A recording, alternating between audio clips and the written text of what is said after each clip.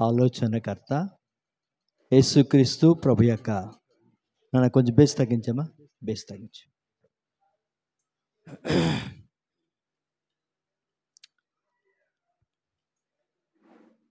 దేవుని సన్నిధి మరొక సమయమందు అనుభవించడానికి దేవుడు ఈ చక్కటి అవకాశాన్ని మనకు కలిగించాడు. ఈరోజు శుక్రవారం ఉపవాస ప్రార్థన కూడికలో ఇంతమంది దేవుని ప్రజలు రావడం నిజంగా ఎంతో సంతోషం. ఇంతవరకు ప్రార్థనతోనూ ఆరాధనతోనూ ప్రభుని మహింపరిచాం. ఈ సమయమందు దేవుని వాక్యాన్ని జాగ్రత్తగా మనం ధ్యానం చేద్దాం. దేవుని వాక్యం మన జీవితానికి ఎంతో ఆశీర్వాదకరం. దేవుని వాక్యం మనలను బ్రతికింపచేస్తుంది. దేవుని వాక్యం మనకున్న సమస్యలకు పరిష్కారం జరిగిస్తుంది. నిస్పృహలతోనూ అనేకమైన చింతలతోనూ అనేకమైన బాధలతోనూ అనేకమైన సమస్యలతోనూ మనం దేవుని సన్నిధికి వస్తాం. ఎందుకంటే మనం మనుషులుగా ఉన్నాం కాబట్టి ప్రతిరోజు కూడా ఏదో సమస్య మనల్ని వెంటాడుతూ ఉంటుంది, ఏదో ఒక బలహీనత మనల్ని వెంటాడుతూ ఉంటుంది. అయితే ప్రతి దానికి మీకైనా లేక నాకైనా లేక మనకైనా మనకెవరికైనా సమాధానం కలిగించేవాడు యేసుక్రీస్తు ప్రభు అయి ఉన్నాడు.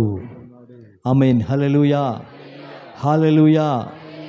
పిల్లరా, కొన్ని వారాలుగా మనం పరమగీతం అనే పుస్తకం నుండి మనం కొన్ని వచనాలు ధ్యానం చేస్తున్నాం. ఈరోజు కూడా మరొక మాటను ధ్యానం చేయడానికి పరిశుద్ధాత్మ దేవుడు మనకు సహాయం చేయని. గత శుక్రవారం మనం ధ్యానించే అంశం ఏమిటంటే ఆకర్షణ అనే అంశం మీద మనం ధ్యానం చేశాం. అదే రీతిగా ఈరోజు కూడా మరొక క్రొత్త విషయాన్ని ధ్యానం చేయడానికి దేవుడిచ్చిన ఈ వాక్య భాగాన్ని మనం చదువుకుందాం. పరిశుద్ధ గ్రంథము నుండి పరమగీతం 1వ అధ్యాయము 4వ వచనాన్ని మనం చదువుకుందాం. నన్ను ఆకర్షించుము, మేము నీ యొద్దకు పరిగెత్తి వచ్చేదము. రాజు తన అంతఃపురములోనికి నన్ను చేర్చుకొనెను, నిన్ను బట్టి మేము సంతోషించి ఉత్సాహించెదము. ద్రాక్షారసము కన్నా నీ ప్రేమను ఎక్కువగా స్మరించెదము. యథార్థమైన మనస్సుతో వారు నిన్ను ప్రేమించుచున్నారు. పిల్లరా, ఈ 4వ వచనంలో చాలా విషయాలు ఉన్నాయి. మన ఆధ్యాత్మిక జీవితంలో మనం ఎదగాలంటే ప్రతి మాట ప్రతి వచనం మనకెంతో అవసరమై ఉన్నది. ఎందుకంటే దేవుని వాక్యాన్ని 3 విధాలుగా మనం బోధించవచ్చు. ఒకటి అక్షరార్థంగాను, రెండవది చరిత్రాత్మకంగాను, మూడవది ఆత్మీయంగాను మనం బోధించవచ్చు. అయితే నేటి సంఘానికి ఎలాంటి బోధ కావాలంటే ఆత్మీయ బోధ కావాలి. హల్లెలూయా. కాబట్టి ఆత్మీయ బోధ ఏం చేస్తుందంటే మనను ఆత్మీయతలోనికి నడిపిస్తుంది. ఆత్మీయతలోకి నడిపించే ఆత్మీయ బోధ ఈరోజు మనందరికీ చాలా అవసరం. చూడండి, ఈరోజు మనం ఆరోగ్యంగా ఉండడానికి ప్రతిరోజు కూడా మనం ఎన్నిసార్లు తింటాం? 3 సార్లు తింటాం. 4 సార్లు కూడా తిన్నోళ్ళు ఉన్నారు. అది దేవుడు వాళ్ళకి ఇచ్చిన వరం. దేవునికి స్తోత్రం. అయితే మనకైతే పూటకి ఒకసారి తినడానికి, రోజుకి 3 సార్లు తినడానికి దేవుడు కృపించాడు. ఒక పూట మనం తినలేదనుకో ఎలా ఉంటాం?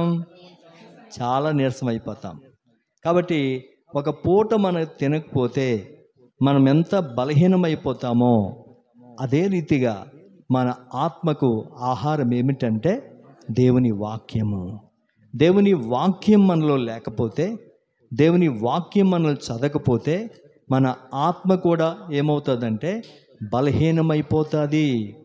ఆత్మ బలహీనమైపోతే భక్తిలో దినదినము మనము తగ్గిపోతూ ఉంటాము.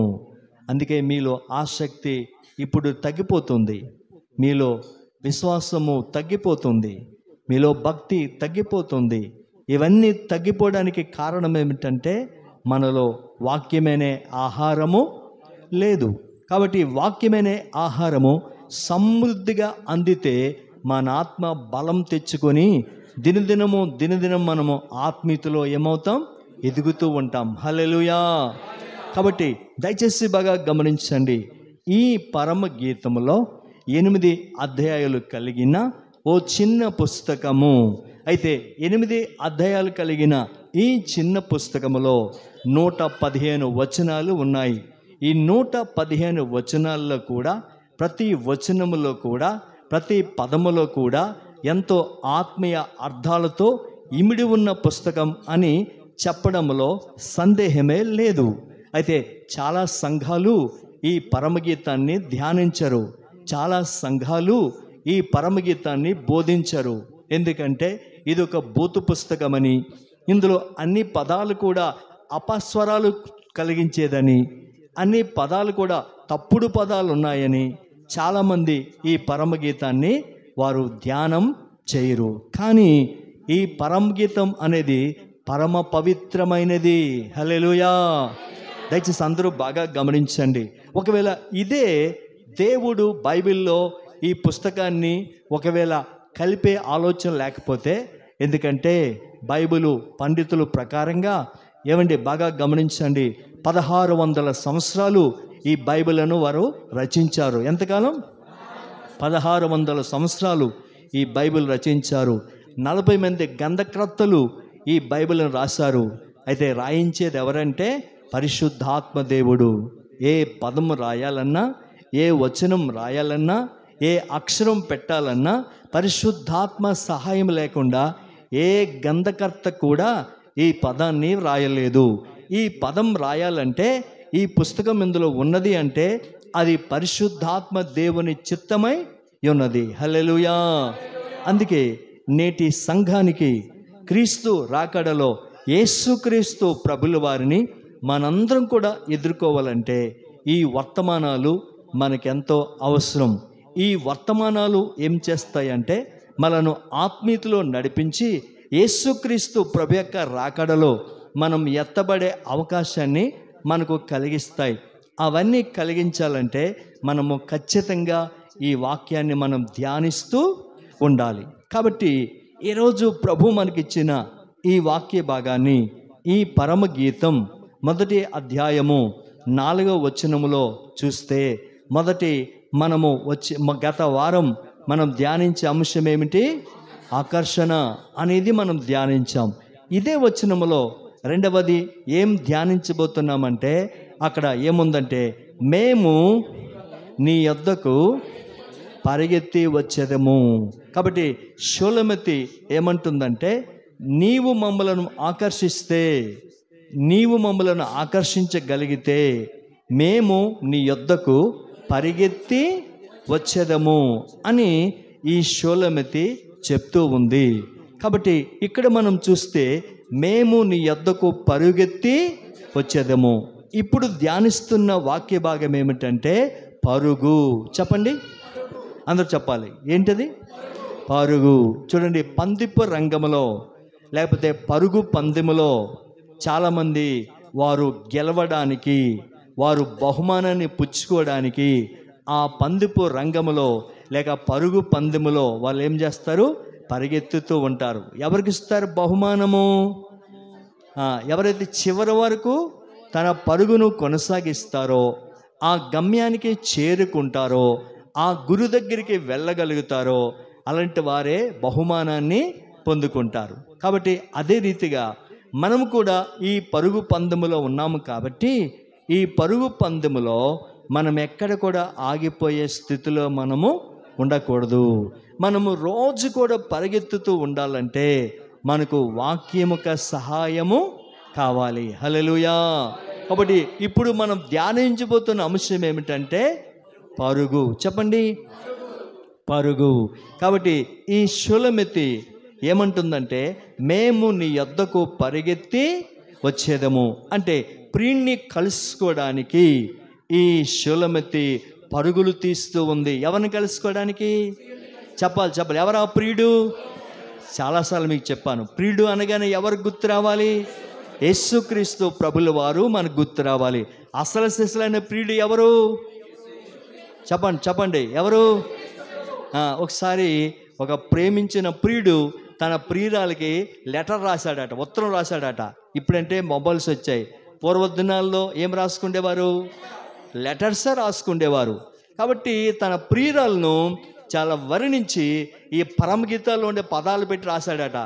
నీ కన్నులు గువ్వ కన్నుల్లాగా ఉన్నాయి, నీ పెదవులు ఎలా ఉన్నాయంటే ఎర్రగా నూలుపోగులాగా ఉన్నాయి, నీ శిరకేశములు కాకపక్షం వలె కృష్ణవర్ణములు అని తల మొదలుకొని కాళ్ళ వరకు వర్ణించి లెటర్ రాశాడట. ఎవరికి?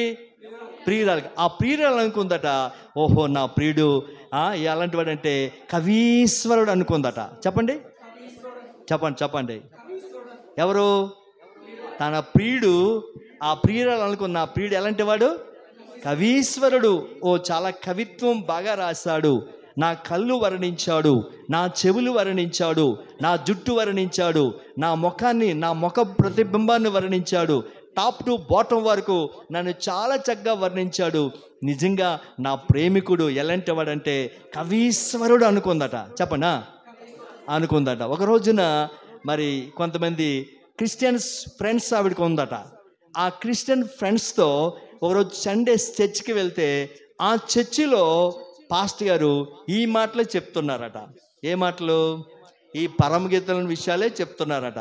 ఆవిడికి డౌట్ వచ్చిందట, అదేంటది? నా ప్రియుడు నాకు రాసిన లెటర్లో ఇప్పుడు పాస్టర్ గారు చెప్పే మాటలు ఉంటున్నాయి ఏంటి అని చెప్పి తన ఫ్రెండ్ని అడిగిందట, క్రిస్టియన్ ఫ్రెండ్ని.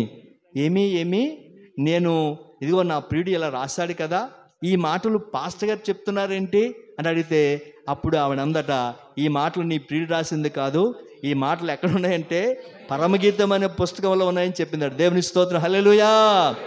అప్పుడు అనుకుందట, నా ప్రియుడు కవీశ్వరుడు కాదు కానీ కాపీశ్వరుడు అనుకుందట. ఏమనుకుంది? నా ప్రియుడు కవీశ్వరుడు కాదు కాపీశ్వరుడు అనుకుందట. దేవుని స్తోత్రం, హల్లెలూయా. కాబట్టి అసలు సిసలైన ప్రియుడు ఎవరు?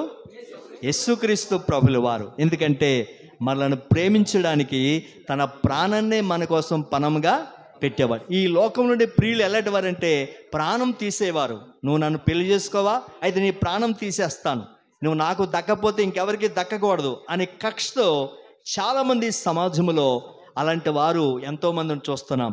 కానీ యేసుక్రీస్తు ప్రభుల వారు అలాంటి వారు కాదు. యేసు ప్రభుల వారు ఎలాంటి వాడంటే ప్రాణం పెట్టిన ప్రియుడు. కాబట్టి అసలు సిసలైన ప్రియుడు ఎవరు?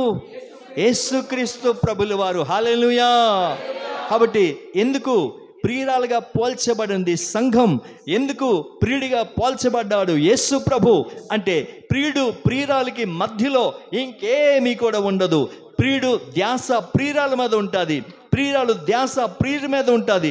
ఈ విధంగా వారి మధ్యలో ఇంకే విధమైన ఆలోచనలు ఉండవు. కాబట్టి అదే రీతిగా పరలోకం నుండే యేసుక్రీస్తు ప్రభుల వారు కూడా తన ధ్యాస, తన ఆలోచన, తన మనస్సు ఎక్కడ ఉందంటే ఈ భూమి మీద ఉన్న సంఘం మీద ఉంది. హల్లెలూయా. కాబట్టి అనుదినము అనుక్షణము కంటికి రెప్పవలే సంఘాన్ని కాపాడడానికి ఆయన ఎప్పుడు కూడా సంఘం వైపు చూస్తూ ఉంటాడు. ఆమేన్, హల్లెలూయా. అలాంటి ప్రేమికుడైన యేసుక్రీస్తు ప్రభుల వారిని కలుసుకోవడానికి ఈ ప్రియురాలైన షూలమితి ఏమంటుంది? నేను నా పరుగు మేము నీ యొద్దకు పరిగెత్తి వచ్చేదము. హల్లెలూయా. ఈ పరమగీతములో కనిపిస్తున్న ప్రియుడు ఎవరంటే సొలొమోను. సొలొమోను అనే మాటకు అర్థం ఏమిటంటే సమాధానకరుడు. హల్లెలూయా. ఆ సమాధానకరుడు ఎవరంటే యేసు క్రీస్తు ప్రభువై ఉన్నాడు. ఆయనే సమాధానకరుడు, ఆయనే నెమ్మది ఇచ్చేవాడు, ఆయనే రక్షణ ఇచ్చేవాడు, ఆయనే మోక్షాన్ని ఇచ్చేవాడు, ఆయనే ఆశీర్వాదం ఇచ్చేవాడు, ఆయనే దీవెన ఇచ్చేవాడు. ఆయనకి సాటి అయిన వారు, పోటీ అయిన వారు ఈ లోకంలో ఎవరు లేరు. ఆమేన్, హల్లెలూయా. హల్లెలూయా.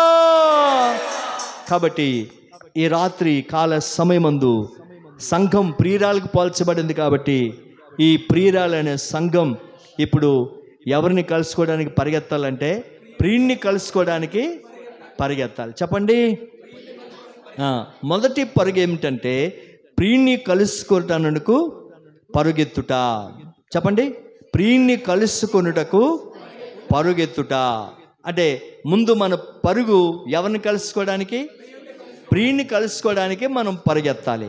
చూడండి, ఒక ఆమె ఆయన్ని కలుసుకున్న తర్వాత ఆమె జీవితం ఎలా మార్చబడిందో మనం చూద్దాం. లూకా సువార్త 7వ అధ్యాయము 37, 38 మనం చదువుకుందాం. చదువుమా. ఆ ఊరిలో ఉన్న పాపాత్మురాలైన ఒక స్త్రీ యేసు పరిసయ్యుని ఇంట భోజనమునకు, చదువుమా,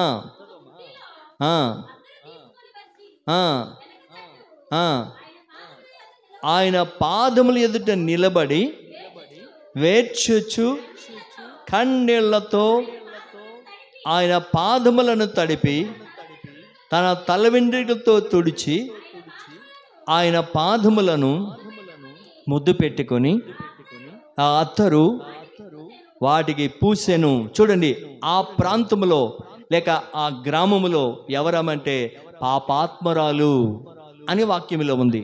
ఈ పాపాత్ముర అనే ఈమె చూడండి జీవిస్తుంది, కానీ మనసులో నెమ్మది లేదు. జీవిస్తుంది కానీ ఆమెకు తృప్తి లేదు. కాబట్టి ఆమె ఒక నిర్ణయం చేసుకుంది. ఎందుకు నిర్ణయం అంటే, చూడండి, నాకు అన్నీ ఉన్నాయి కానీ నాకు సంతోషం లేదు. నేను తినడానికి భోజనం ఉంది అయినా నాకు తృప్తి లేదు. నేను వస్త్రాలు ధరిస్తూ ఉన్నాను అయినా నాకు సంతోషం లేదు. నేను అనుభవించడానికి, నేను ఉండడానికి, నేను తినడానికి, నేను చేయడానికి ఏవేవో కార్యాలు ఉన్నాయి, కానీ ఏవి కూడా నా మనస్సుకు నెమ్మది కలిగించలేదు, నా జీవితానికి ఆశీర్వాదం ఇవ్వలేదు అని ఆమె చెప్పాలంటే అసంతృప్తితో ఉంది, చెప్పాలంటే దుఃఖంతో ఉంది, చెప్పాలంటే జీవితం మీద విరక్తి కలిగి ఉంది. అదే సమయంలో ఒక వార్త విన్నది.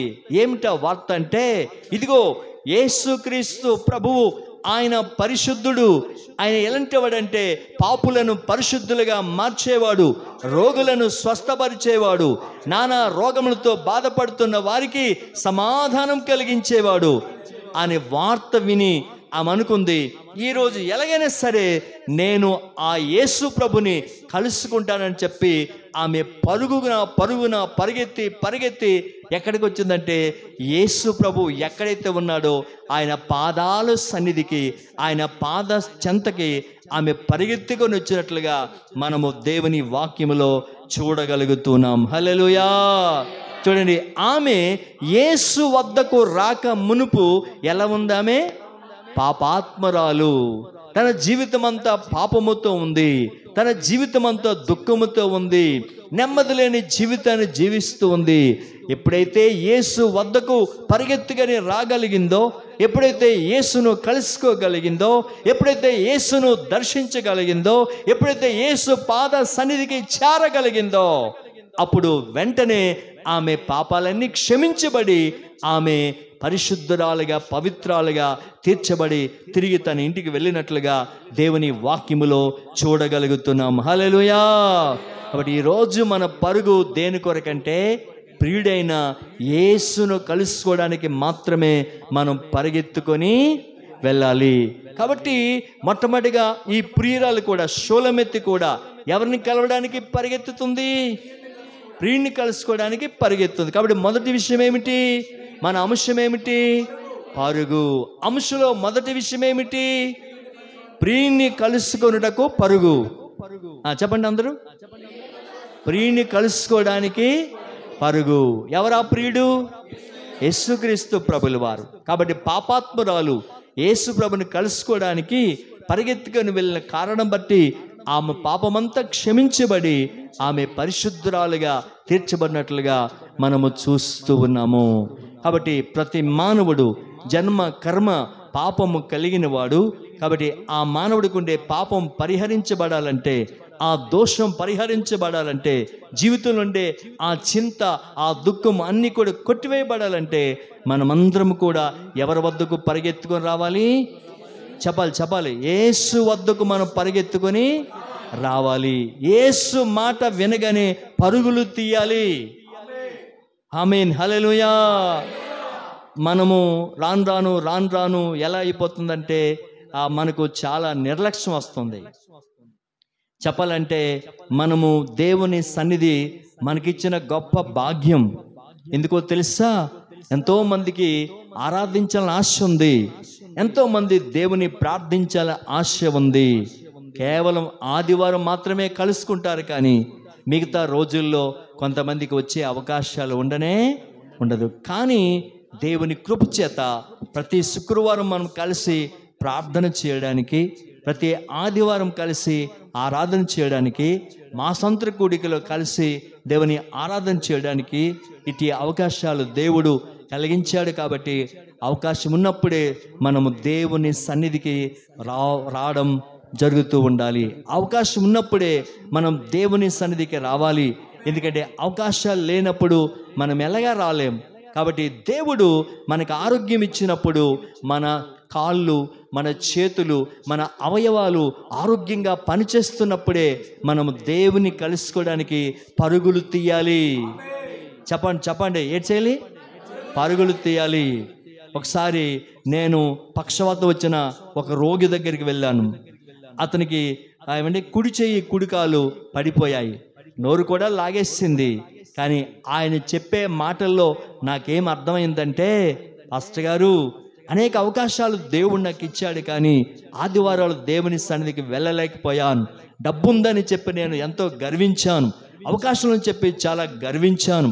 నా ఆస్తి ఉందని, నా ఇల్లు ఉన్నాయని, నాకు మంచి ఉద్యోగం ఉందని, నాకు మంచి పలుకుబడి ఉందని నేనెంతో గర్వించాను. గర్వించిన కారణం బట్టి పక్షవాతం వచ్చి ఇప్పుడు మంచాన పడ్డాను. ఇప్పుడు నాకు దేవుని సన్నిధికి వెళ్ళాలని ఆశ ఉంది, కానీ నడవడానికి కాలు రావటం లేదు. దేవుని గ్రంథాన్ని పట్టుకోవాలని ఆశ ఉంది, కానీ పట్టుకోవడానికి చేతుల్లో శక్తి లేదు.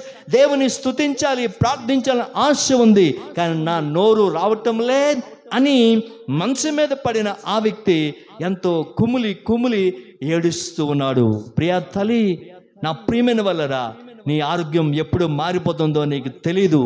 ఈరోజు ఆరోగ్యంతో ఉన్నావు, ఇప్పుడు ఆరోగ్యంగా కలిగి చక్కగా నడవగలుగుతున్నావు. నీ చేతులు పనిచేస్తున్నాయి, నీ కాళ్ళు పనిచేస్తున్నాయి, నీ కళ్ళు పనిచేస్తున్నాయి, నీ చెవులు పనిచేస్తున్నాయి, నీ శరీరం ఉండే అవయవాలు అన్నీ పనిచేస్తున్నాయి. ఇవి పనిచేసినప్పుడే నువ్వు దేవుని దగ్గరికి పరుగులు తీసుకురావాలి. ఎప్పుడు చచ్చిపోతామో మనకు తెలీదు. అన్నిటికీ గ్యారెంటీ ఉంది, కానీ నీకు నాకు మన ఎవరికి గ్యారెంటీ లేదు. గ్యారెంటీ లేని జీవితాన్ని జీవిస్తున్నాం. కాబట్టి దేవుడు బ్రతుకు ఉన్నప్పుడే, ప్రాణం ఉన్నప్పుడే, ఊపిరి ఉన్నప్పుడే, శక్తి ఉన్నప్పుడే, అవయవాలు పనిచేసినప్పుడే మనము దేవుని కొరకు పరుగులు తీసి రావాలి. ఆమేన్, హల్లెలూయా, గ్లోరీ, హల్లెలూయా.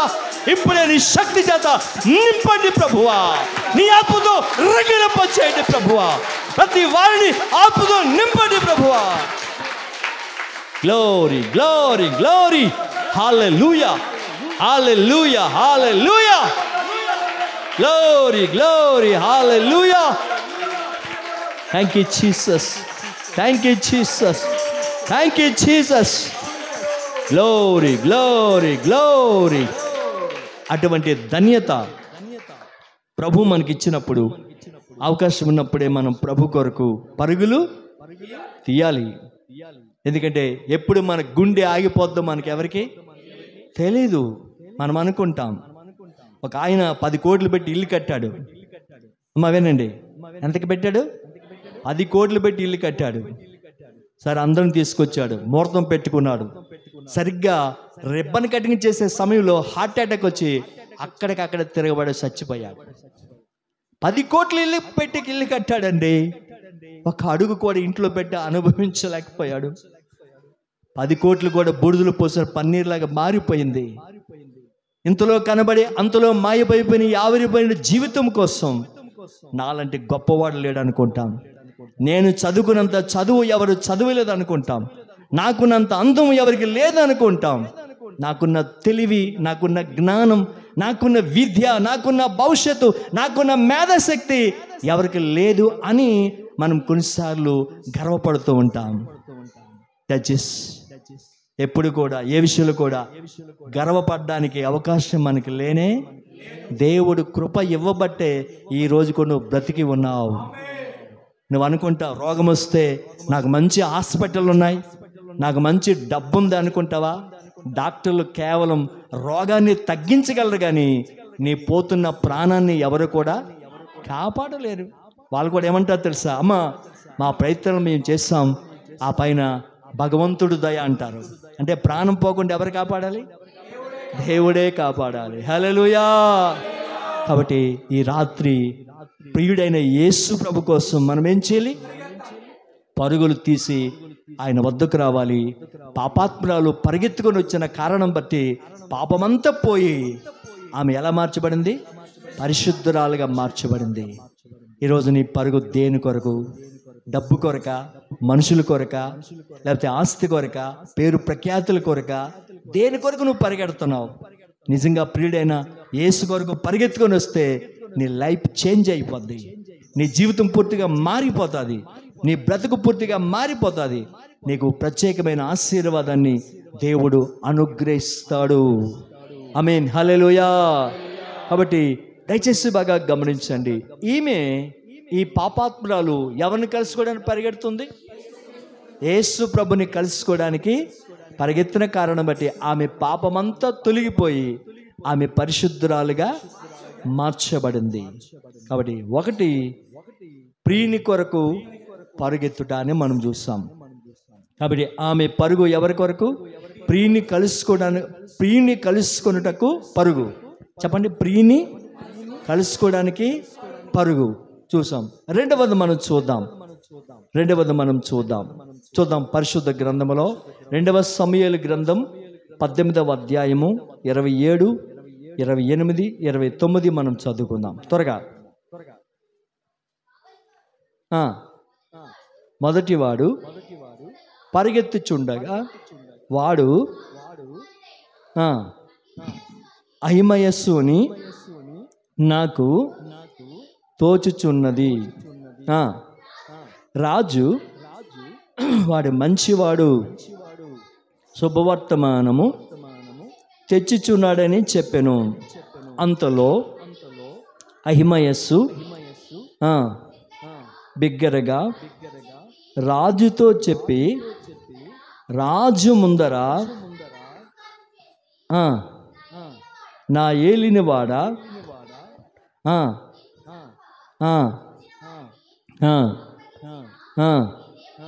నీ దేవుడని యెహోవాకు చెప్పెను. రాజు బాలుడగు అబ్షాలోము క్షేమముగా ఉన్నాడా అని అడుగగా అహిమయస్సు, యోవాబు రాజు సేవకులైన నీ దాసుడగు నన్ను పంపినప్పుడు గొప్ప అల్లరి జరుగుట నేను చూచితనే గాని అది ఏమైనది నాకు తెలిసినది కాదని. చాలమ్మా, దేవునికి స్తోత్రం. హల్లెలూయా. అందరూ జాగ్రత్తగా వినండి. ఈ 2వ సమూయేలు గ్రంథం 18వ అధ్యాయము 27, 28, 29 ఈ 3 వచనాలు చదివితే, అందరూ వినండి అమ్మా, నా వైపు చూడండి. ఈ 3 వచనాలు చదివితే జరిగిన సమాచారం ఏమిటో తెలుసా? అక్కడ దావీదుకిని అబ్షాలోముకిని ప్రియులారా ఏం జరిగిందంటే, రాజ్యం 2 భాగాలుగా విడిపోయింది. 2 భాగాలుగా విడిపోయిన తర్వాత దావీదు ఎవరంటే అబ్షాలోముకి తండ్రి. అబ్షాలోము ఎవరు? అబ్షాలోము అంటే దావీదు కుమారుడు. అయితే ఇరువురికి మధ్యలో ఏమైందంటే రాజ్యం 2 భాగాలుగా విడిపోయింది. కాబట్టి విడిపోయిన తర్వాత కొంత సైన్యం, కొంత సమూహం అబ్షాలోము వైపు వెళ్ళిపోయింది. కొంత సైన్యం, కొంత సమూహం దావీదు వైపు వచ్చేసింది. దయచేసి బాగా గమనించండి. అయితే ఏం జరిగిందంటే, దావీదు యెరూషలేములో ఉండకుండా ఆయన ఒలీవ కొండ ప్రాంతానికి వెళ్ళిపోయాడు. ఎందుకు వెళ్ళిపోయాడంటే, చెప్పాలంటే దావీదు యుద్ధ నేర్పరి కలిగిన వాడు, కత్తి తిప్పగలడు, ఈటి విసరగలడు, డాలు పట్టుకోగలడు, ఒక వ్యక్తిని అమంతగా చంపగలిగిన సత్తా కలిగిన వాడు ఎవరు? దావీదు. కాబట్టి దావీదు ఏం చేశాడంటే కొడుకు మీద ప్రేమ వలన కొడుకుని ఏమీ అనలేక అక్కడ నుండి దావీదు ఒలీవ చెట్టు కొండల దగ్గరికి వెళ్ళిపోయి దూరంగా వెళ్ళిపోయాడు. అయితే ఏం జరిగిందంటే దావీదు పక్షం ఉండే మనుషులు అబ్షాలోం పక్షం ఉండే మనుషులను కత్తితో సంహరిస్తూ వస్తూ ఉన్నారు. చాలామంది చంపబడ్డారు. అయితే ఈలోగా ఏం జరిగిందో తెలుసా? సాదోకు కుమారుడైన అహిమయస్సు అనే వ్యక్తి పరిగెత్తుకొని రాజు దగ్గరికి వస్తున్నాడు. హల్లెలూయా! చెప్పాలి ఎవరు వస్తున్నారు? సాదోకు కుమారుడైన అహిమయస్సు అనే వ్యక్తి ఎలా ఉన్నాడు? పరిగెత్తుకొని వస్తూ ఉండగా రాజు అనుకున్నాడు, ఈ అహిమయస్సు మంచివాడు, మంచి వర్తమానం తెస్తాడు. ఈయన మంచి వర్తమానం తెస్తే నేను చాలా సంతోషిస్తాను, నా హృదయానికి చాలా ఆనందం అవుతుంది, నా మనసుకు చాలా నెమ్మది అవుతుంది. కాబట్టి అహిమయస్సు అనేవాడు మంచివాడు కాబట్టి ఖచ్చితంగా ఏం చేస్తాడు? మంచి వార్తను మంచి వార్తను తెస్తాడు అని రాజు అహిమయస్సు వార్త కొరకు ఎదురు చూస్తూ ఉన్నాడు. అయితే ఏం జరిగిందో తెలుసా? ఎప్పుడైతే అహిమయస్సు వచ్చాడో అక్కడ అడుగుతున్నప్పుడు ఆయన ఏమన్నాడంటే, అల్లరైతే జరుగుతుంది కానీ అక్కడ మరి ఇక్కడ ఆ యొక్క దావీదు కుమారుడైన అబిషాలోము లేక అక్కడ ఉండే మనుషులు ఏమయ్యారో ఆ విషయం నాకు తెలియదని చెప్పి ప్రక్కకి వెళ్ళిపోయాడు. అంటే ఈయన పరిగెత్తు వస్తున్నాడు కానీ దావీదు ఏమనుకున్నాడు? ఆ మంచి సమాచారం తెస్తున్నాడు అనుకున్నాడు. కానీ ఇతనిలో ఏం లేదు, సమాచారం ఏమీ కూడా లేదు. ఒక రకంగా చెప్పాలంటే వర్తమానం లేకుండా పరిగెత్తుట. ఈయన ఎలా పరిగెడుతున్నాడు చెప్పాలి. రెండో విషయం ఏమిటి? వర్తమానం లేకుండా పరిగెత్తుట. వర్తమానం లేకుండా వర్తమానం అంటే ఏంటి? ఒక మంచి వార్త అంటే దేవుని వాక్యం మనం చెప్పాలంటే. కాబట్టి ఈరోజు చాలామంది దేవుని బిడ్డలు మరి మందిరానికి వస్తున్నారు, అలాగే వారి ఇళ్ళకి వెళ్తున్నారు, వారు జీవిస్తున్నారు, సమాజంలో బ్రతుకుతున్నారు. కానీ వారిలో ఏమి లేదు, వార్త అనేది వాక్యము లేదు. చెప్పాలి ఏమి లేదు, వాక్యం అనే వార్త వారిలో లేదు. కాబట్టి రాజు అనుకున్నాడు, ఆ అహిమయస్సు అనే వ్యక్తి మంచివాడు కాబట్టి మంచి వార్త తెస్తాడు, ఆ వార్త వినగానే నేను సంతోషిస్తాను అనుకున్నాడు. కానీ ఆ వ్యక్తి పరిగెత్తుకొని వచ్చాడు. కానీ ఆ వ్యక్తి రాజును సంతోషపరచలేకపోయాడు. రాజును ఏం చేయలేకపోయాడు? సంతోషపరచలేకపోయాడు. ఈ దావీదు, రాజైన దావీదు యేసుక్రీస్తు ప్రభుల వారికి సాదృశ్యంగా ఉన్నాడు. అదే రీతిగా ఈ అహిమయస్సు ఈరోజు వాక్యం వింటున్న నీకు, ఈరోజు వాక్యం వింటున్న నాకు, ఈరోజు వాక్యం వింటున్న మనకు సాదృశ్యంగా ఉన్నాడు. ఎవరు? అహిమయస్సు. అయితే అహిమయస్సు కూడా పరిగెత్తున్నాడు. కానీ ఎలా పరిగెత్తున్నాడు? వర్తమానం లేకుండా పరిగెత్తున్నాడు. వర్తమానంతో పరిగెడితే రాజు సంతోషించేవాడు, వర్తమానంతో పరిగెడితే రాజు ఆనందించేవాడు, వర్తమానంతో పరిగెడితే రాజు తృప్తి పడగలడు. కానీ వర్తమానం లేదు కాబట్టి రాజు చాలా దుఃఖపడ్డాడు. ఆ రాజే యేసుక్రీస్తు ప్రభుల వారు. ఈరోజు నీలో కూడా వర్తమానం అనే దేవుని వాక్యం లేకుండా మనం జీవిస్తున్న కారణం బట్టి మనం చూసి యేసయ్య ఏం చేస్తున్నాడంటే బాధపడుతూ ఉన్నాడు. కారణం ఏమిటి? వార్త లేకపోవడానికి కారణం ఏమిటి? వాక్యం లేకపోవడానికి కారణం ఏమిటంటే చూడండి, యిర్మీయా ఒక మంచి మాట అంటున్నాడు. త్వరగా చదువుకుందాం. యిర్మీయా గ్రంథం 2వ అధ్యాయము 13వ వచనాన్ని మనం చదువుకుందాం త్వరగా. నా జనులు 2 నేరములు చేసి ఉన్నారు, విడిచి ఉన్నారు, తన కొరకు తొట్లను అనగా బద్దలైన నీళ్ళ నిలవని తొట్లను తొలిపించుకొని ఉన్నారు. చూడండి ప్రియులారా, యిర్మీయా పుస్తకం 2వ అధ్యాయము 13వ వచనం మనం చూస్తే ఇక్కడ దేవుడు అంటున్నాడు, నా ప్రజలు 2 నేరములు చేసి ఉన్నారు. ఏమిటో నేరములు అంటే, వారు తమ కొరకు 2 తొట్లను తొలిపించుకున్నారు. అంటే చూడండి, రాతి తొట్లను వారు తొలిపించుకున్నారు. కానీ ఆ తొట్లు ఎలాంటివంటే బ్రద్దలైపోయిన నీళ్లు నిలవని తొట్టెలు. తొట్టె అంటే హృదయము అనేది అర్థం, నీళ్ళు అంటే వాక్యము అనేది అర్థం. అంటే ఈరోజు వాక్యం అనే నీళ్లు ఈ హృదయం అనే తొట్టెలో పోయబడుతుంది. కానీ తొట్టె ఎలాగుంది? ఈ హృదయం ఎలా ఉంది? బద్దలైపోయిన కారణం బట్టి ఎంత వాక్యం పోసినా సరే అందులో ఈ వాక్యం అనేది ఏం కావట్లేదు, నిలవ ఉండటం లేదు. వాక్యం బయటికి వెళ్ళిపోతూ ఉంది. గల కారణం ఏంటంటే ఈ తొట్టెలు ఏమైపోయాయంటే బద్దలైపోయాయి. కాబట్టి అందుకే నీళ్లు ఎన్ని పోసినా సరే ఆ తొట్లు నిండటం లేదు. ఆ తొట్లు బద్దలైపోయిన కారణం బట్టి ఆ నీళ్లు నిలవకుండా ఖాళీగా ఉంటున్నాయి. కాబట్టి ఆ తొట్టెలు మానవ హృదయానికి సూచనగా ఉంది. ఈరోజు ఎంత బలమైన వాక్యం విన్నా మన హృదయం అనే తొట్టెలో ఈ వాక్యం ఉండటం లేదు. గల కారణం ఏంటంటే మన హృదయం బద్దలైపోయింది. అందుకే వాక్యం నిలవటం లేదు. వాక్యం మన జీవితంలో పని చేయటం లేదు. వాక్యం ఇలా వింటున్నాం, అలా విడిచిపెట్టేస్తున్నాం. కారణం ఏమిటంటే వాక్యం మన జీవితంలో పని చేయకపోవడానికి కారణం ఏమిటంటే వాక్యం మన హృదయంలో నిలవటం లేదు. వాక్యం మన హృదయంలో ఉండటం లేదు. గల కారణం బట్టి మన హృదయం ఎలా ఉందంటే ఖాళీగా ఉంది. దేవునికి స్తోత్రం. హల్లెలూయా, హల్లెలూయా. కాబట్టి ఈ మంచి రాత్రికాల సమయమందు దేవుని బిడ్డలారా దయచేసి బాగా గమనించండి.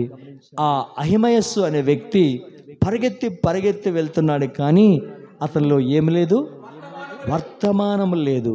ఈరోజు అడవడే మిగులుతుంది, ఈరోజు పరిగెత్తడమే మిగులుతుంది, ఈరోజు ప్రయాణాలే మిగులుతున్నాయి, ఈరోజు రావడమే మిగులుతుంది, ఈరోజు వెళ్ళడమే మిగులుతుంది.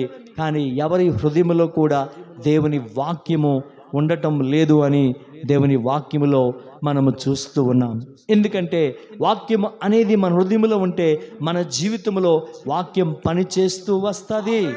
వాక్యం మన జీవితాన్ని మారుస్తూ వస్తుంది, మన బ్రతుకును మారుస్తూ వస్తుంది. కాబట్టి ఈ రోజున అలా లేము అనే అర్థం ఏమిటంటే మన హృదయంలో దేవుని వాక్యము ఉండటం లేదు అని దాని అర్థం. దేవుని స్తోత్రం. హల్లెలూయా, హల్లెలూయా. కాబట్టి ఈ రాత్రికాల సమయమందు దేవుని బిడ్డలారా ప్రతి వారు కూడా మనం ఆలోచించవలసిన విషయం ఏమిటంటే ఇక్కడ 2 విషయాలు మనం తెలుసుకున్నాం. ఒకటి, ప్రియుని యొద్దకు, ప్రియుని కలుసుకొనుటకు పరుగు లేక పరిగెత్తుట అని చెప్పుకోవచ్చు మనం. రెండవది ఏంటంటే వర్తమానం లేకుండా పరుగెత్తుట. ఒకటి, ప్రియుని కలుసుకోవడానికి పరుగెత్తుట. రెండవది, వర్తమానం లేకుండా పరిగెత్తుట. 2 విషయాలు మనం చూస్తాం. 3 విషయం చూసి మనం ముగించుకుందాం, త్వరగా చదువుకుందాం. 2వ రాజుల గ్రంథం 5వ అధ్యాయము 20వ వచనాన్ని మనం చూసుకుందాం త్వరగా. అంతటా దైవజనుడైన ఎలీషాకు సేవకుడగు గెహజీ, సిరియనుడైన ఈ నయమాను తీసుకొని వచ్చిన వాటిని అంగీకరించడానికి నా యజమానికి మనస్సు లేకపోయెను గనుక వానిని యెహోవా జీవము తోడు నేను పరిగెత్తుకొని పోయి అతన్ని కలుసుకొని ఏదైనా తీసుకుందననుకొని నయమానును కలుసుకొనుటకై పోవచ్చుండగా నయమాను అతని వెనుక నుండి పరుగున వచ్చుచున్న వారిని చూచి తన రథం మీద నుండి దిగి వారిని ఎదుర్కొని క్షేమమా అని అడిగాను. పిల్లలు అందరూ జాగ్రత్తగా వినండి. జరిగిన సమాచారం ఏమిటో తెలుసా? ఈ 2వ రాజుల గ్రంథం 5వ అధ్యాయము 20వ వచనాన్ని మనం చూస్తే ఇక్కడ మనం జాగ్రత్తగా గమనించాలి. అక్కడ ఏం జరిగిందంటే నయమాను అనే వ్యక్తి, సైన్యాధిపతి అనే వ్యక్తి సిరియా దేశము నుండి ఆ ఎలీషా దగ్గరికి రావడం జరిగింది.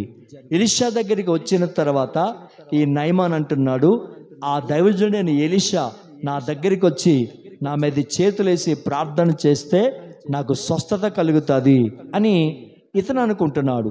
అయితే ఎలీషా ఏమన్నాడంటే, నీకు స్వస్థత కావాలంటే యోర్దాను నదికి వెళ్ళి 7 సార్లు మునగమని ఈ దైవజనుడు చెప్పాడు. ఆ దైవజనుడు చెప్పగానే ఈ నయమానికి ఏమొచ్చిందంటే కోపం వచ్చింది.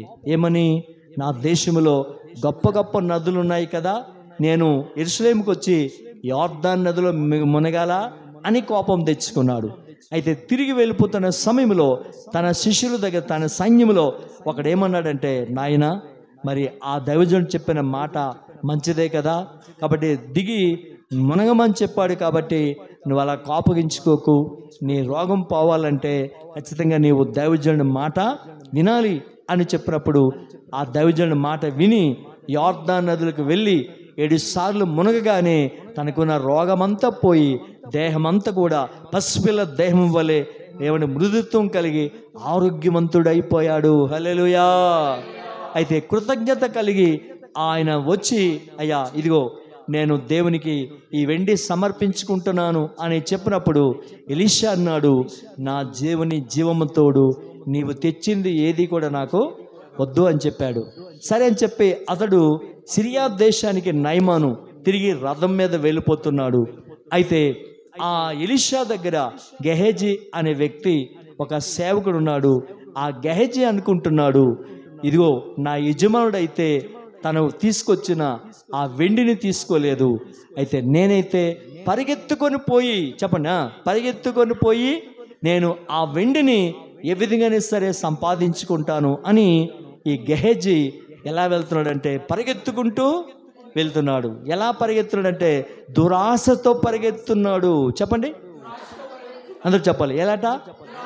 దురాశ. దురాశ అంటే ఏంటి? ఆశ ఉండడం చాలా మంచిది. చూడండి, కొంతమంది పిల్లలకి అడిగితే నువ్వేమవుతావు? నేను డాక్టర్. నువ్వేమవుతావు? నేను కలెక్టర్. నువ్వేమవుతావు? నేను ఇంజనీర్. నువ్వేమవుతావు? నేను టీచర్, నేను మాస్టర్ అని పిల్లలు చాలామంది అవుతారో అవరో అది భగవంతుడి దయ, తర్వాత సంగతి. కానీ వాళ్ళు ఏమంటారు? మీరేం చెప్పండి, గట్టిగా చెప్పండి. మమత చెప్పు, ఏమంటారు వాళ్ళు? ఏమంటారు? డాక్టర్ అవుతాం అంటారు, ఇంజనీర్ అవుతాం అంటారు, ఇంకా అంటారు. ఇప్పుడు వాళ్ళకి ఏముంది? అది మీకు అది అర్థం వల్ల ఇది చెప్తున్నాను నేను, అది అర్థం అవ్వాలని ఇది చెప్తున్నాను. ఏముంది వాళ్ళకి? ఆశ ఉంది, మంచిది. ఆశ ఉండడం తప్పులేదు, కానీ ఏముండకూడదు? దురాశ అనేది ఉండకూడదు. దురాశ అంటే ఏమిటంటే అది మనది కాదు, మనది కాదు, మనది కానిది మనము కావాలని ఆశ మనకు ఉండకూడదు, అది దురాశ. కాబట్టి వెండి ఎవరిది? అది నయమంది, ఈ గెహేజ్ది కాదు. కాబట్టి అది నేను ఏ విధంగా సరే సంపాదించుకోండి దురాశతో ఈ నయమాన్ అనే వ్యక్తి ఏం చేస్తున్నాడు? ఈ గెహజ్ అనే వ్యక్తి ఏం చేస్తున్నాడు? పరిగెత్తుకొని వెళ్తున్నాడు. కాబట్టి దయచేసి బాగా గమనించండి. పరిగెత్తుకొని పరిగెత్తుకొని పరిగెత్తుకొని ఎలా పరిగెడుతున్నాడు? దురాశతో పరిగెడుతున్నాడు. చెప్పండి, దురాశతో పరిగెడుతున్నాడు. కాబట్టి దేవుని ప్రజలారా, మనది కానిది మనం ఏమీ కూడా ఆశించకూడదు. కొంతమంది దారిని వెళ్తారు, జాంకాయలు కనిపిస్తాయి, మామిడికాయలు కనిపిస్తాయి, బా ఎంత బాగున్నాయి మామిడికాయలు, ఎంత బాగున్నాయి జాంకాయలు అని ఆశపడి వాటిని కోసేసుకుంటారు. కానీ అలాగే మనం చెయ్యకూడదు. అదేంటది? అది దురాశ. మనది కాదు, మనది కానిది మనం తీసుకోకూడదు. మనం అనుకో ఈ చిన్నదే కదా, ఆయన ఇక్కడ ఎవరూ లేరు అనుకుంటాం. ఎవరు లేకపోయినా దేవుడి పై నుండి చూస్తున్నాడు. కాబట్టి అలాంటి పని మనం చేయకూడదు. దేవుని స్తోత్రం. హల్లెలూయా, హల్లెలూయా. ఒకసారి ఒక సండే స్కూల్ అబ్బాయిని వాళ్ళ నాన్న కొబ్బరికాయలు తీసుకెళ్ళాడట. కొబ్బరికాయలు తీయడానికి ఎవరిదో బయట వాళ్ళది.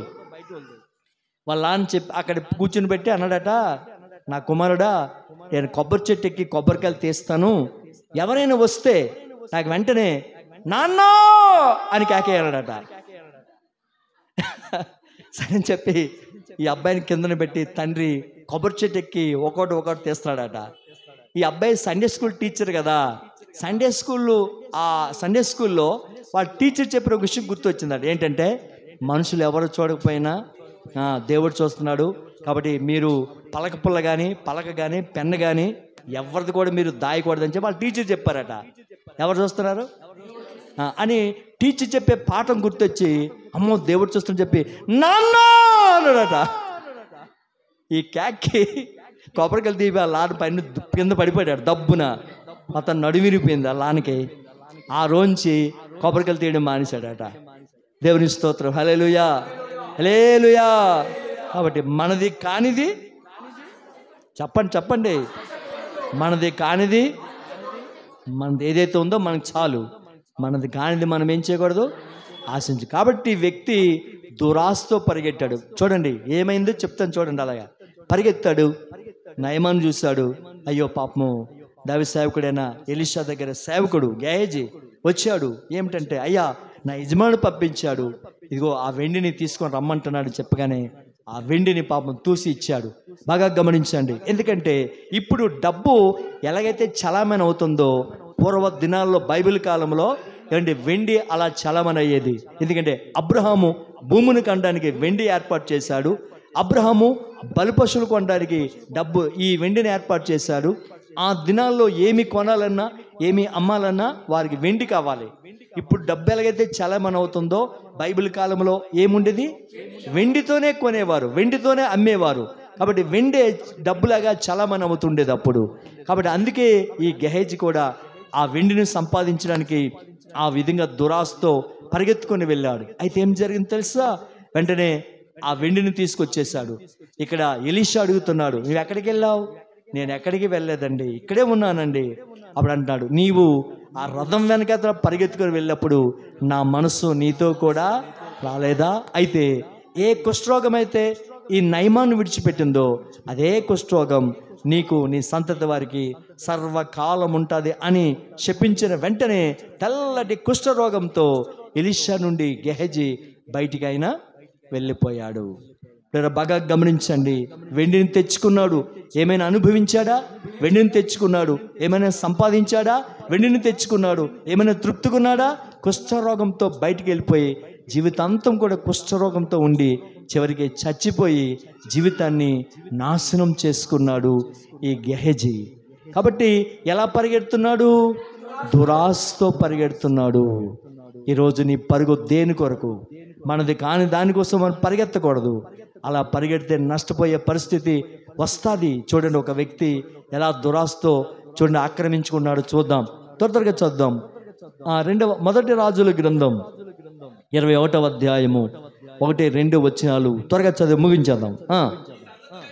ఈ సంగతులైన తర్వాత ఇజ్రాయిల్లో షోమ్రోన్ రాజైన అహాబు నగరును ఆనుకుని ఇజ్రాయేలు వాడైన ఒక ద్రాక్ష తోట కలిగి ఉండగా అహాబు నాబోతును పిలిపించి, ఈ ద్రాక్ష తోట నా నగరకు ఆనుకొని ఉంది కనుక నాకు కూర తోటకి ఇమ్మని, దానికి ప్రతిగా దానికంటే మంచి ద్రాక్ష తోటను నీకు ఇచ్చేదను, లేదా నీకు అనుకూలమైన ఎడల దానిని చాలమా. దయచేసి పిల్లరా, ఈ మొదటి రాజుల గ్రంథం 21వ అధ్యాయము 1-2 వచనాలు చూస్తే అహాబు అనే వ్యక్తి కనిపిస్తున్నాడు. ఈ అహాబు అనే వ్యక్తి నాబోతు అనే ద్రాక్ష తోటను ఏం చేశాడు? నాకు కావాలని చెప్పి దురాశపడి ఆ ద్రాక్ష తోట కావాలని చెప్పి ఆ ద్రాక్ష తోట కోసం చాలా ప్రయత్నాలు చేశాడు. ఎవరు? అహాబు అనే వ్యక్తి. ఆ ద్రాక్ష తోట ఎవరిది? నాబోతుది. అది అహాబుది కాదు. కానీ ఆశపడి కారణం బట్టి తర్వాత చాలా తప్పుడు సాక్ష్యాలు పెట్టించాడు. తనది కాని ద్రాక్ష తోటను తన కైవాసం చేసుకున్నాడు. తర్వాత దైవజనుడు వచ్చి అతనికి శాపనార్థాలు పెట్టిన తర్వాత చివరికి చచ్చిపోయిన తర్వాత అతని రక్తము కుక్కలు నాకినట్లుగా మనం చూస్తున్నాం. చాలా శాపగ్రహిస్తమైన మరణాన్ని పొందినట్లుగా మనం చూస్తున్నాం. ఎవరు? అహాబు పొందాడు. ఎలాంటి మరణం?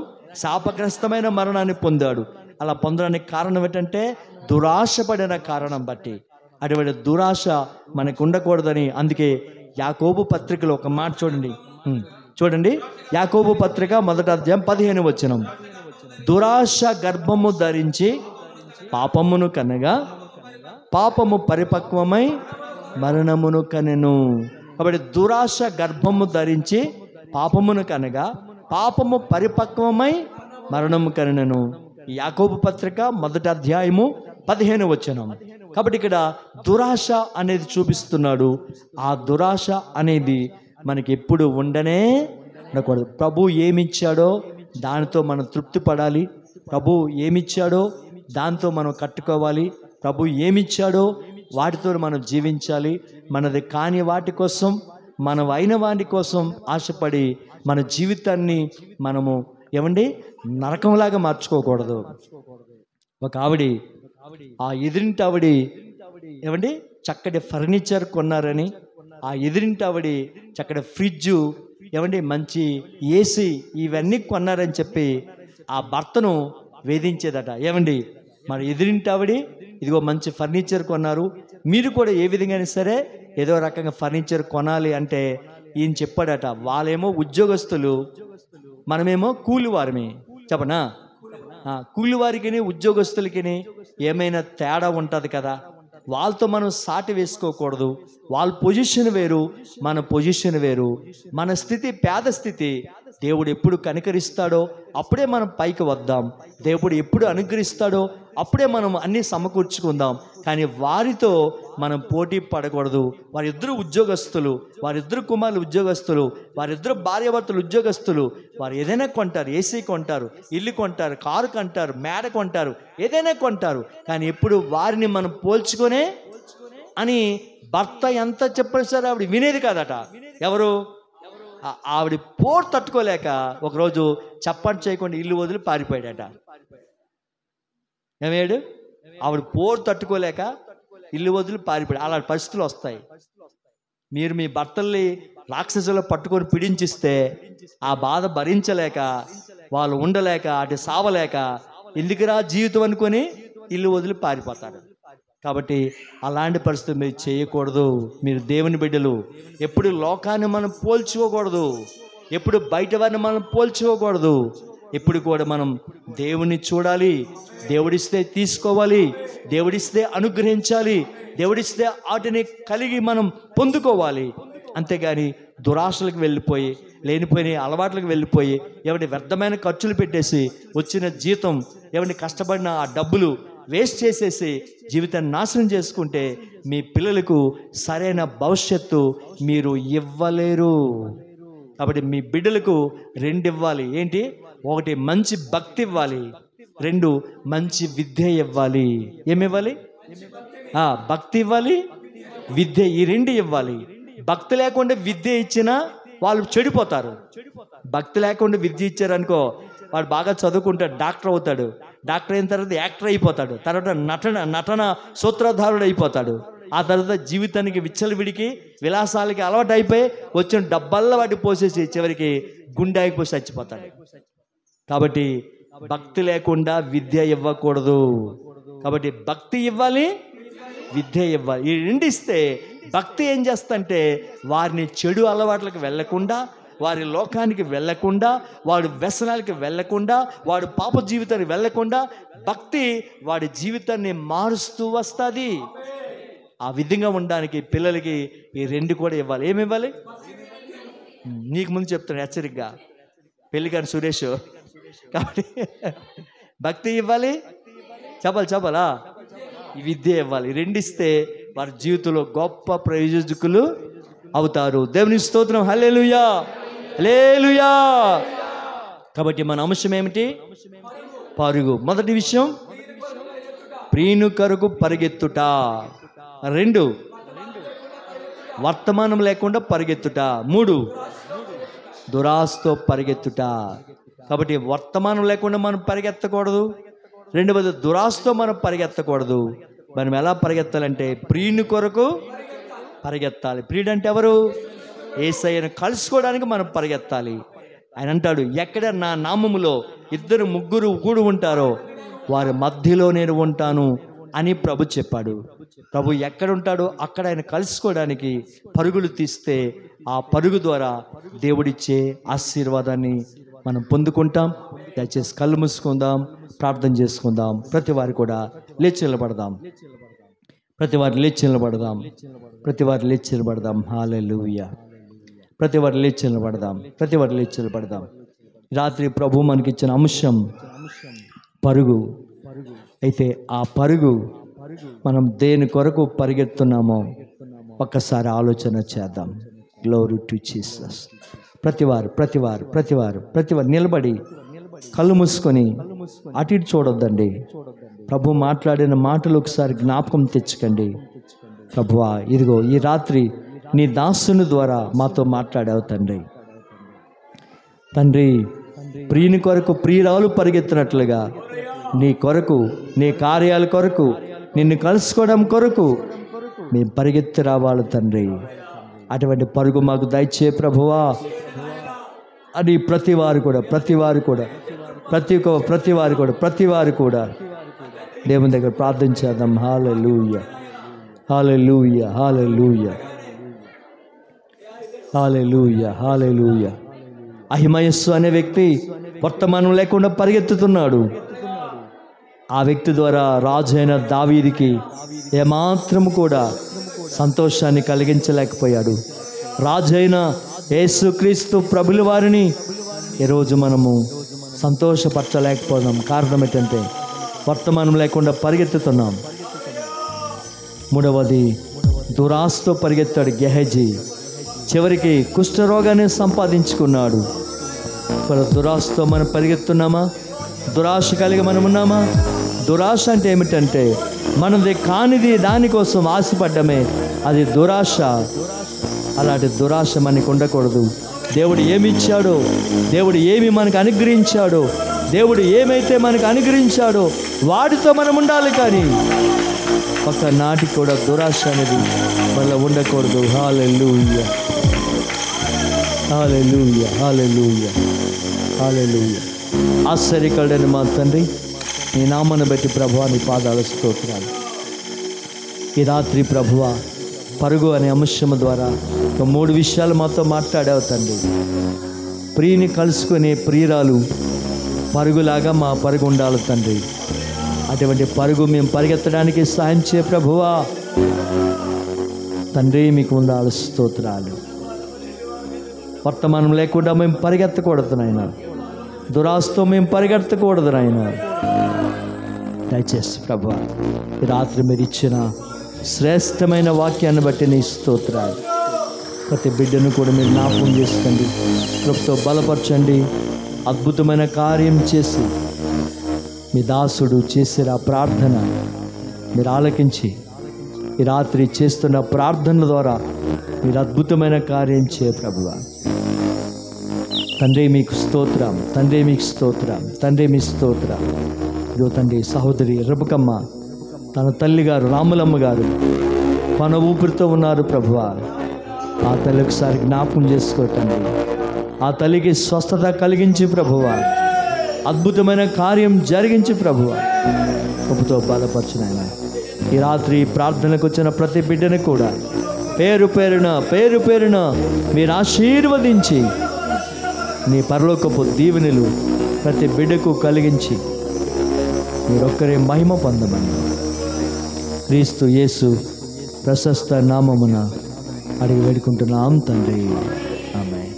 మన తండ్రి అయిన దేవుని ప్రేమయు మన ప్రభువైన యేసుక్రీస్తు కృపయు పరిశుద్ధాత్మకాని సహవాసం సన్నిధి ఈ శుక్రవార ప్రార్థనలో కలిసిన దేవుని బిడ్డలందరికీ, మనందరికీ, దేవుని బిడ్డలందరికీ దేవుని సన్నిధి నిత్యము తోడైండును గాక.